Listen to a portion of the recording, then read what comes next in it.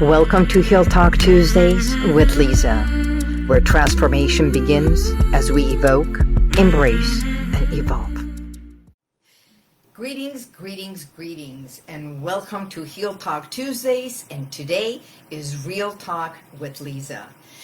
Welcome, Michelle Gonzalez. Thank you for having me. I'm really happy to be here. This is absolutely wonderful because for the longest time we've been talking about getting together and have this beautiful conversation right here. So I want to take a few moments and read your bio. May I? Sure. All right. Michelle Gonzalez recently retired after 31 years of service with the Glendale Police Department and Glendale PD's Explorer Coordinator, member of Crisis Negotiation. Over the years, she has was assigned to field services, investigative services, and special investigations, community outreach, primarily focusing on youth advocacy and intervention. So for 7 years, she was part of investigating crimes of violence, such as domestic violence, child abuse, and sex crimes. In 2003, Michelle transferred to the Criminal Intelligence Unit and became a member of the Eurasian Organized Crime Taskforce. You can Google that one. She has 13 years of working with state and federal agencies putting together a large-scale criminal investigation and indictment. This position afforded her the opportunity to travel and teach on this subject to many different organizations. After that, she decided to return home base, and do the in-house assignment, becoming a school resource officer within the Glendale, California school district, and she coordinated several youth advocates and intervention programs. She was also a member of the Glendale Police Department Crisis Negotiation and peer support teams. I'm Liza Boubari, and this is the 3E event. Journey within and harness your inner power. September 30th, October 1st, at the Western Rancho Mirage Resort and Spa. Get your tickets today at the 3eevent.com. So, welcome. Thank you. I'm really excited to be here. Today we're going to be talking about youth. We're going to talk about parenting. We're going to talk about even the presence of police, what it used to mean, what it means today. On the cars, on our, I say our, but on the black and white cars, it says to serve and protect. Do we really see our police as serve and protect still, or does the community see as here comes the police?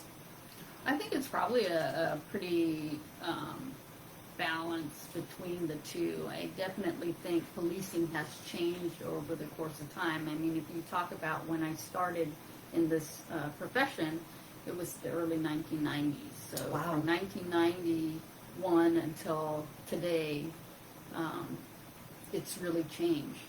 I think we are fortunate to be in the community and the city of Glendale because we are still embraced by our community. I think there is a positive police presence in our community, and I think because we're a smaller agency, the level of police service and professionalism that we are able to provide to our community is top-notch.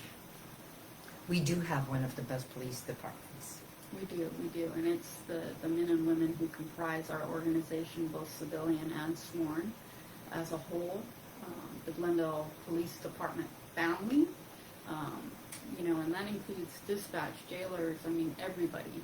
If you think about it, not enough is said about the dispatchers who are that first responder. Of course. They get that first call, and they kind of organize the information that's pushed out to our officers and provide us the best tools and information in order to properly, service our community.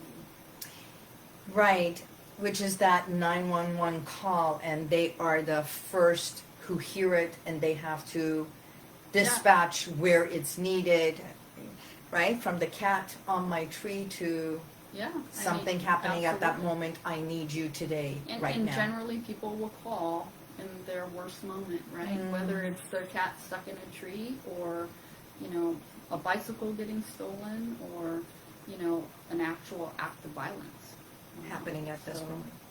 Absolutely. So, of all the positions you've had, which was the one that spoke to your heart? You know, I was actually blessed throughout my career. Each and every single position that I was afforded an opportunity to be in provided me a lot of satisfaction. You know, being in patrol, I was a field training officer, so that means the new officers that came into this profession, you mentor them and give them the best tool set for them to be able to go out and work independently. And then in investigations, I worked the assaults unit, and that was crimes of violence against people. So that gave me an amazing platform to, you know, to prosecute bad people, to put good cases together and put really bad people in jail. You know, and those are consequences of their actions. It has nothing to do with me or you. Correct. And then working our criminal intelligence unit kind of really opened my eyes to a greater perspective, because it was a multi-jurisdictional task force, federal and state partners, putting together a huge criminal investigation that led to one of the largest cases prosecuted out of LA County associated with organized crime. And that's kind of the stuff that you see behind the black curtain. And then with that, I got to travel and I got to teach, becoming an expert in the subject matter. I was able to teach and travel, and that was something that I wasn't, you know, I wasn't afforded in other positions. And I worked with some really amazing people. And then I decided at the end of my career that I wanted to give something back to an organization that was, you know, had blessed me, you know, 25 years. And I chose to come back and be a school resource officer because I have always been an advocate for young people. And being an example to them and giving them the best tools to send them out into the world and be productive citizens that are doing the right thing and making good decisions was something that I wanted to do. And that position of school resource officer was amazing. I met so many different people in so many different areas and became aware of so many resources that are out there that most of us don't know. Yeah, and it really kind of gave me a springboard in order to push all of this wonderful stuff out there and make really good connections with people. I think that's when we met. Yes. Well, we met long time ago, but we got to work together and collaborate. Yes. Right, absolutely. And, you know, getting to do these ancillary duties of being a participant in the crisis negotiation team and being a member of peer support. I mean, those I think are my two of my most heartfelt appreciation, because those are, they choose you, you know, and I'm blessed in that respect. So it's been a great ride. I'm still adjusting to retirement, but it gives me opportunities like this. Yes. You know, and you're still giving back. This is another way of giving back. The same way as when I do this and I bring other different speakers, authors, when information, it is sharing, educating, informing, and this is giving back. It's not about what's in it for me. Yeah, and I think there's a lot of lessons in it too. I mean, communication is key to no matter what you do in life, having that particular skill set or developing that particular skill set and pushing it out with care and kindness and, vigor is important. Exactly. So let's talk about our children. And it can be the children of our community, but children as a whole, especially in LA County or nationwide. I have some notes over here, and we can go in and out, and it doesn't matter.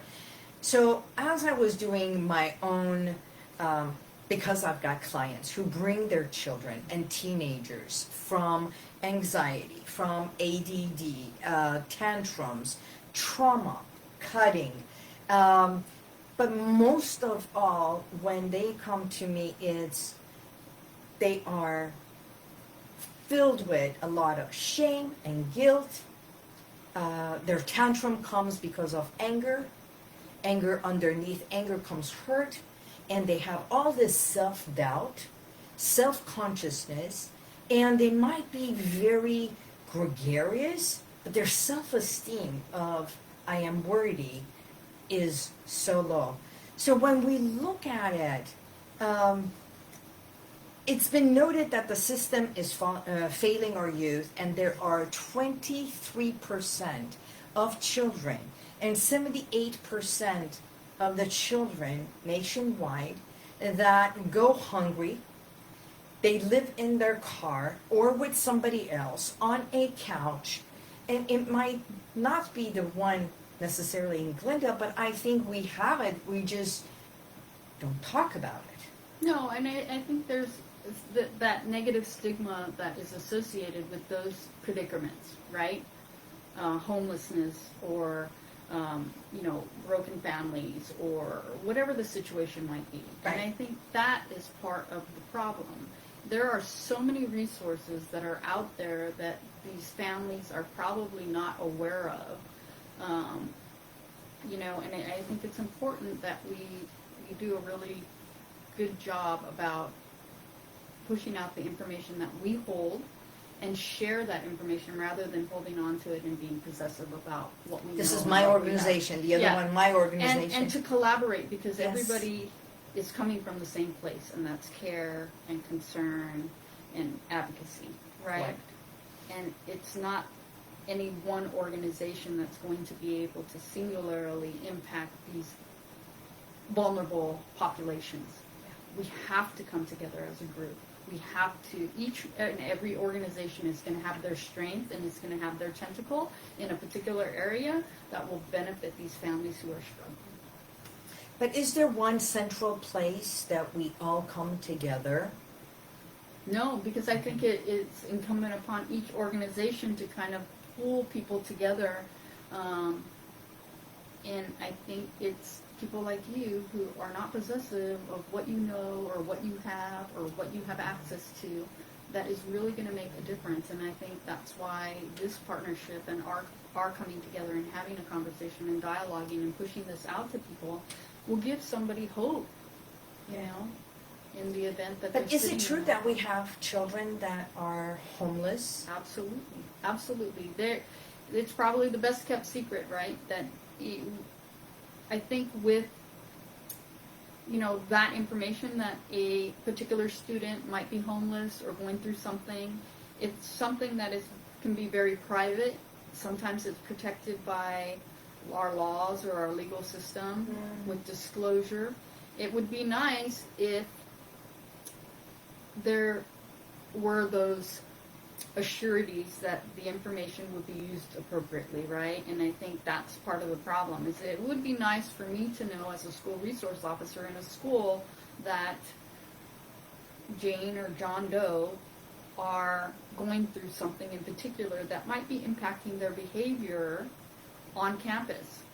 Withdrawn, not going to class, hanging out in the restroom, smoking, doing drugs. I mean, all these things, if you think about it, the vaping, the drug use, whatever it might be, whether it's, From marijuana all the way up. all the way up, and they do have access, and social media provides that platform, and that's a whole nother topic I'm Oh my sure that God. we'll touch.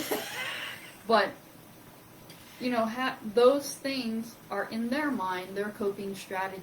So what we need to do is kind of fold in a more healthier avenue for these young people so that they know that there is something else, you know, and it could be systemic within a family too, you know, different coping strategies, you know, and if you have an adult in the home that's smoking marijuana, then... And if it's okay. And if it's okay, yeah, I mean, that's what they see, that's what they know, that's what's kind of embedded, right? So here, okay, this may become a little bit political. Okay. Having an officer on site. On a school site? On a school There was site. a lot of conversation and dialogue about that. Yeah, that they want to the do prison, away the with it. pipeline, yeah, and it really wasn't about that. I mean, for myself, and I know I can speak for the other school resource officers and the partners that we were collaborative with, Right. it wasn't about enforcement. It was about life skills. It was about strategies to become successful. There are rules at school. I mean, there are rules. And the purpose of school is to get your education. The role of a school resource officer on a campus is to make sure that that campus is safe so that you can get Your education. your education. You know, and sure, there's no smoking at school. The kids do it. They vape in class. They vape in class. Yeah. Yep, you're absolutely right. And vaping is a whole nother subject for our youth. But they know those things, and we need to make sure that we're communicating that, we're reinforcing that, and that we're setting boundaries. While I was on my high school campus, you got caught smoking, you got a ticket. Okay? But with that ticket, you know, because we often got asked, well, can't you just give a warning? Well, you know, we have discretion. But if you've been caught 4 or 5 or 6 times, or I've received information that you're supplying vaping devices, there's going to be different levels of consequence. Right? And we have intervention programs that we can enroll you in and give you an opportunity for that second chance. Right? And I do believe in second chances. Good kids make mistakes all the time. And that's how we learn. Yes, experiment. We learn by making mistakes. We don't learn from doing everything perfect. We learn from making mistakes or not doing something to the standard in which, you know, is set for that particular action. So we still have them. We still have them. Glendale has 2. Okay. We have one at our 2 high schools, and then we have a deputy at our 3rd high school within the district. But we service 27 schools within the Glendale Unified That's School amazing. 3 officers serving 27 schools. Mm-hmm. But, you know, as a school resource officer, I felt that being in elementary schools and doing the stranger danger and the traffic safety and all those things built kind of a platform and established that positive police contact so that we weren't the big, you know, bullies, big bad guys. And They then would come to you. Yeah, and in middle school, at that time, you're kind of giving them the right and wrong because developmentally, maybe 5th grade, 6th grade, 7th grade, even 8th grade, they're still learning, right? But when you get to high school, it's a whole different game. You know, you're expected to know the difference between right and wrong. You know, So I read, and I have some neighbors who have their teens in the local high schools. We're not going to name the schools, but they were talking about violence, that even sex happens on site, and how sex violence and drugs has escalated that to a point that his sister just made freshman. Do they still say freshman? And that he constantly had to protect her. and oversee, make sure that she is safe. Well, I think Wow. there's a fine line between protecting and providing them with information, so that Well, they can the make, brother overseeing the sister, it's I like, mean, there's culture too. There's culture Definitely. that comes into play. We're a very diverse community, right, and culturally very strong in certain different areas, right? So Correct. we as officers, or we as people who are impacting these lives, need to be aware of that, right? And I definitely think that there's protecting by not giving them the information, and then there's protecting by giving them the information as to why you're saying or doing these things, or what they can expect. They're seeing it all on social media. true. You know, The really- iPhones, the phones, that everything. the only time we would see tears is when we would take that phone away, right? That was the only time that we would see tears. Wow. And there are a certain parent population that believes that your child is entitled to privacy, you know, but like you said, you mentioned sex, drugs, you know, those are the things that they're seeing on their phone. And they're interpreting it with their teenage brain. We as adults have been through different things, different experiences, and we do know a little bit more, Hoping. right? Hopefully we know the a little bit difference. more. We know a little bit more, right? But if we are not communicating authentically with these young people, then they're going to be open to their own interpretation, and oftentimes they don't have that life experience to really make the right decision when they come to that crossroad. So I think that's important.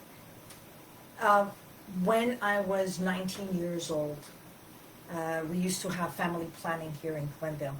And I worked there. Not really. I didn't last more than 5 months. It was not easy. And I was not even in the back end, but in the front, telling them what is going to happen to their body before I even understood what it is, right? So nowadays, I was reading the statistics of females ages 15 to 19. They are 4 times more likely to be victims of rape. It's younger than that. Sex is in our middle schools. Conversations about sex are in our middle schools, and I would even venture to say, in the upper grades of elementary school, they're talking about sex. 12 years old. Yeah. Absolutely. 10, 12. They may think it's funny, haha, and might not know the context, but they're still, in their mind, having these conversations. Well, I understand hormones, especially the boys, but the rape factor, the sex crimes, and everything that is happening, the vulnerability of their children. They are children, but they're getting So adult unfiltered. They're getting unfiltered information pushed at them through movies, media. music, media. I mean, you know, we see it all the time, and it's, you know, and oftentimes, right, the parents are devastated, but they're devastated because they didn't think they needed to have those conversations, or they weren't in That tune young. to what their kids are doing on their phone. There's parental control. You pay the bill, parental control. Because ultimately, it is the parent's responsibility if it comes back on the back end and something bad happened over social media platforms or else, right? So we need to be accountable as the adults, and we need to make sure we limit their screen time. There's no purpose in being on the phone at 9, 10, 11 o'clock at night. They should be getting their rest. They should be asleep. They should be laying down in bed, relaxing, getting ready to fall asleep and get ready for the next day. But oftentimes we'll talk to kids, what time do you go to bed? 1 o'clock, 2 o'clock. 1 on school night? Absolutely, right? and they have a hard time waking up. And yeah. Functioning. Why are you late? Because I was tired. Well, how late were you? I was up till, so it's this sequence of events and this chain that, we have to kind of break the cycle. And the only way to do that is to work with our parents who are busy, might work graveyard, don't get home. They have a one-bedroom apartment, and they got 5 kids they got to get ready in the morning for school. I mean, those are all factors and all information that will help us better serve our students. Okay, And our one will young turn people. around and say, well, that's not my family because that's not my circumstances. We have a healthy family. We are in the middle, upper class, and, well, it's just marijuana, or my kids, I can't take that away because that's the way, because this is one of my clients, that's the way the teachers expect for them. They give the assignments, and they have to do the assignments on the computer, and we have to have the iPads available for them. Yeah, that's true. So where does this poor parent, how do they manage? Do I go against the school homework, or do I open this Pandora? Or Well, I mean, there are a lot of poor parents. application. There's poor parents, but there's applications. The school-issued computers have filters that are in place, and yes, can things sneak through? Absolutely. Unfortunately, in the tail end of COVID, right, we pushed these devices because we needed them. For people like me who weren't really technologically savvy, it was really difficult to make that transition, right? There are kids that come to school to get away from things that might be occurring at home, and COVID provided a kind of a peach tree for isolation for a lot of our young people. And then in that isolation, they were deprived of these social connections that they were making in person for 15 months, and then to have them come back to school and have to transition back was really, really difficult. Last year was really difficult for our student population. Is it true that our suicide attempts went skyrocket? I think statistically the numbers were higher, but I also think that how accurate are those statistics, right? I think the socialization and the way that our young people were dealing with stress and being isolated, they didn't have the opportunity to bounce things off their peers. You mean a coping mechanism? Yeah, I mean, I definitely think that was problematic, but I think also a student who who was on a school site, under normal circumstances, absent COVID, might have said, you know what, like, Johnny doesn't like me, so, what should I do? Oh, well, forget it. You're going to meet somebody else, blah, blah, blah, blah, blah. Whereas in COVID and isolating, they don't really have that opportunity, so then their world is over. And then comes these negative thoughts and the depression and the, I don't want to live anymore. I don't want to live anymore because this person doesn't like you, in contrast to being able to kind of talk it through with somebody and realize, that life does go on. And I think statistically that was really difficult. But I will tell you, we did more self-harm, or what we dime as threat assessments. We did more in post-COVID than I had done in the 6 years that preceded. Wow. Wow. So I think I had a 15-year-old that came just a few months ago that cyber bullying. Yeah, absolutely. It's the anonymity of being behind a screen and keyboard. Yeah, and the way other friends, and it's like, I thought she was my friend and all the things, and she just She used to hide the computer, put the computer under the blankets and everything so they wouldn't see her in her bedroom, and everything that she felt so vulnerable, scared of being in her own room, sleeping at night. So she was dealing with all these anxieties and everything, and started eating and eating and eating. So it became another way of suppressing and hating herself. So it's a psychological game that it's happening, and unfortunately, I believe COVID did a number not only on the parents, domestic abuse. I mean, what about Escalated. financial? You know, people lost their jobs, didn't know how they were going to pay their rent, or how they were going to feed their kids, or how they were going to survive and live. Absolutely devastating and can be crippling and debilitating to people, you know, depending on what their ability to kind of cope. So what do we do? Those are all the problems. You have a family of your own. I do. I have 3 boys. 3 So boys. 16, 19, and 23. Beautiful. Yeah. Okay. And they're also very different. You know, you can have a single parent, double parent, 4 parents. You can have, you know, influential adults in each one's life, and they're all very different. I'm convinced that they pop out and they have their personality. So, well, they only come through you. They didn't come to be you. This is true. And we Parents forget this part. They think that person belongs to me. No, that person came through you.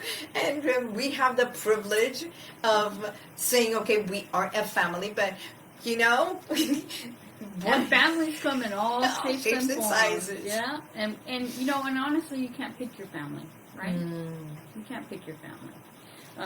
And Isn't it true that in the Buddhists they say that the child, the spirit of the child, at the moment it's being conceived, chooses, this is my family, this is the parent, and this is the experience that I want in my life. It could be. So It this could is be another your way own- of looking at it. Yeah, It's just it like, could be this your is own. the experience I want. And unfortunately, And there's so many different belief systems, right? Yes. And you might BSs. have one, you know, you might have a certain BS,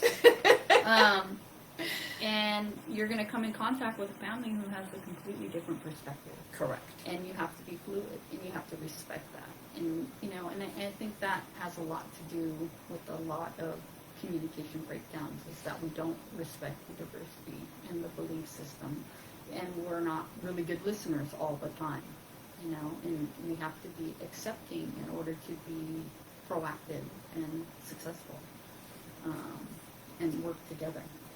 You Because know, I think there's always middle ground. is it hard being the child of a police officer? Absolutely, absolutely, because we see terrible every day. You know, and it's like, oh, Mom, you're being dramatic. Well, I think as they get older, they're like, maybe, you know, she might be a little bit right. And I think I'm seeing that now with my 23-year-old, you know. And we had our challenges, you know, we want, like, I guess my aha moment with my 23-year-old was in high school. What are you going to do? What are you going to do? What's the plan with the, you know, as he's entering into his senior year? Like, what are we going to do? What's our, you know, what's our course of action? And he came into my bedroom one day and he was just bawling. And he said, I don't know. And I was like, huh. He doesn't know. And then I started kind of realizing that that's a tremendous amount of pressure for our young people, because they may not know. You know, I have a... Are children more confused nowadays? Because I see there's children who competitive. are extremely competitive, and they either don't want to do anything, or the ones who are like I think I heard... millionaires at 20, 21. I mean, I think the stars align for those types of successes, right? But then they plant the seed in the minds of our young people that that's what I want, right? Not realizing that, you know, it takes a lot to make that happen. You can't just sell hats and become a millionaire online. You can't just, you know, buy and sell tennis shoes and become a millionaire. That if you start, there has to be a starting point. But I don't think they see that course of work to get to that point. Because there's they fast skip that part. millionaires They nowadays. skip that part. That's not the fun part. You know, digging in the trenches. That's not the fun part. Fun part is, you know, having a bunch of money, driving a nice car, having, you know, being encircled by people that you think are important. What can we do for the children who are suffering, going through trauma, that they don't know how else to hide it? It's coming out, it's oozing out of them, but they don't know where to go, what to do. Because the school system they're doing their best. We have the resources in school, but I think, as one of my colleagues was telling me, even as therapists, they're tapped. They have no more time, and they can't even, they don't want to work on another Sunday. Right. Because in order for us as a community to service people, we have to be well. So we can't tax ourselves to a point where we're not able to service others. Right? So we need to create these collaborations. We need to have these kinds of conversations. We need to instill hope, because there are so many resources out there, and give them, you know, points of contact, places to go, people to see, but we have to break down stigma and allow people to ask without feeling as though they'll be judged, right? Everybody can use help at some point in time, no matter who you are, where you are, what your economic status is, what your level of education is. Everybody at some point in time needs help, whether it's a hand on the shoulder that says, I'm here for you, or a smile. You know, I'm the hugger. Yeah, I'm a hugger too. And I mean, there's times when I would just stand at the front, you know, and say good morning. And some kids would say good morning and some kids wouldn't. But it wouldn't change the fact that I would stand there and say good morning, or have a nice day, or how's your day going, or something like that. Like a human connection. It's that human connection. I had kids that would come in every day just to ask silly questions, but it was because they wanted that contact. You know, I had a kid that would come in and ask for a pencil. You know, and it's there are ways for parents to monitor their kids on computers, tablets, and phones. Absolutely. Okay, great. Oops, she says, I agree, parents have to talk openly with their children. Parental control is so needed. Fortunately, there are programs, apps, and software out there, and actually, my assistant has all that, and we can provide it with your help. You know, one of the things that my nonprofit for the motherless children, and everyone says, motherless children, what is that? Is the mother deceased? Well, mom does not necessarily have to be deceased. Mom can be incarcerated, institutionalized, lost custody, or deceased. And we even took care of a child we were mentoring and everything that mom has been deployed for over 2 years. So he was always with grandparents and everything, and he got into stuff that the father brought, and for a lot of self-esteem work and everything, and he was angry.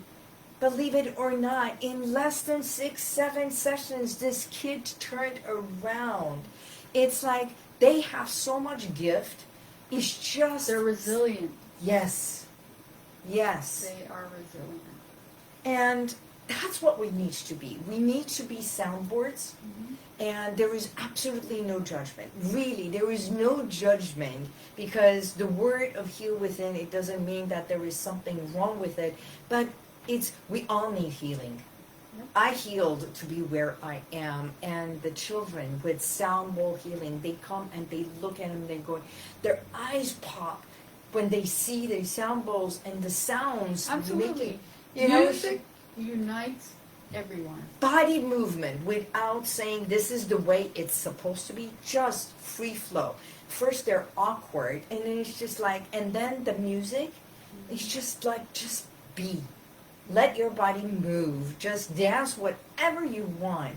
The creative writing, but what am I supposed to write? Whatever you want. Write. And then as they write, and then I have curriculums, and it says just draw a tree.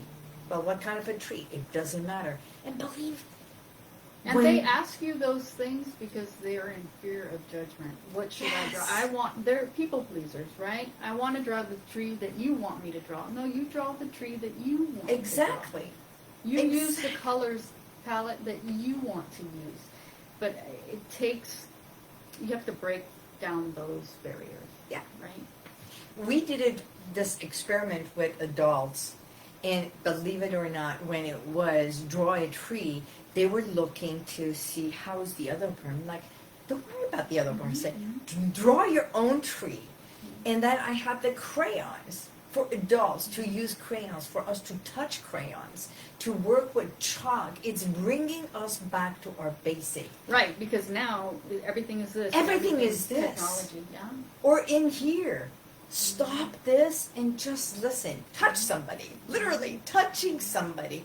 I know, it's like you're not supposed to touch. But it's... You can always say, can I give you a hug? Of course, I always say, may I? Because I know I can. Yeah.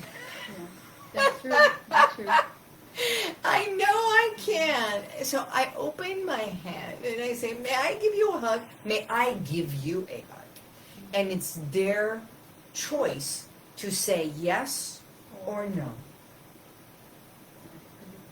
And after the second session, they walk in and they want to give me a hug because it's just, we were talking about one of our police officers. To me, it was when I walk, it's like, here comes trouble, because I come and I give the biggest hug and I receive the biggest hug from him.